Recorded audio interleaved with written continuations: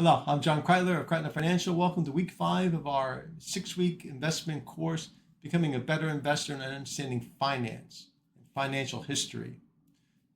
Material brought to you by the World of Business Reading Group as well as LPL Financial.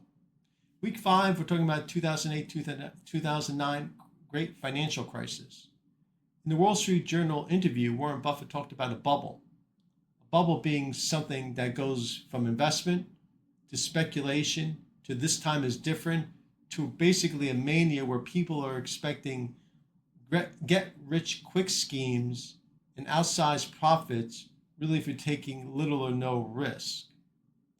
We started with the internet bubble that burst in the bear market 2000 to 2003. That was followed in lockstep with a housing bubble with the 2008-2009 financial crisis, bursting that bubble. In 2008-2009, Warren Buffett talks about the idea of investor behavior. Talked about government bailouts and programs from the Federal Reserve to the Bush administration trying to remedy and backstop the breakdown of the financial system. It's important to understand as investors, long-term investors, if we stick to our knitting, stick to what we talked about in week 4, where are the level of interest rates? Where are we in terms of the baseline? Is there any sort of regression to the mean as it comes to profit margins and such? And understanding our fellow investors, looking at the landscape. It's important for us to understand ourselves, to be willing to be a contrarian, to not go lockstep thinking this time is different when it comes to these things. Bubbles come in all shapes and forms, from tulips from many centuries ago, to cryptocurrency, to housing, to the internet, whatever it might be.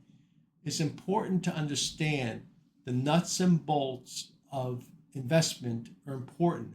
But what's even more important is to understand yourself and investor sentiment as it relates to publicly traded bonds, stocks, and anything else that can be traded and invested in.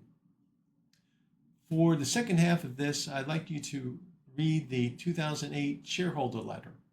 The one thing you'll realize is that he was able to take advantage, Warren Buffett and Charlie Munger, of the collapse and the panic that ensued in 2008-2009.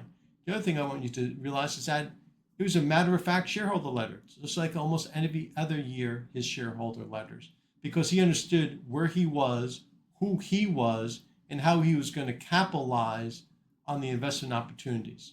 I'm John Kreitler. Thank you for watching. Have a great week.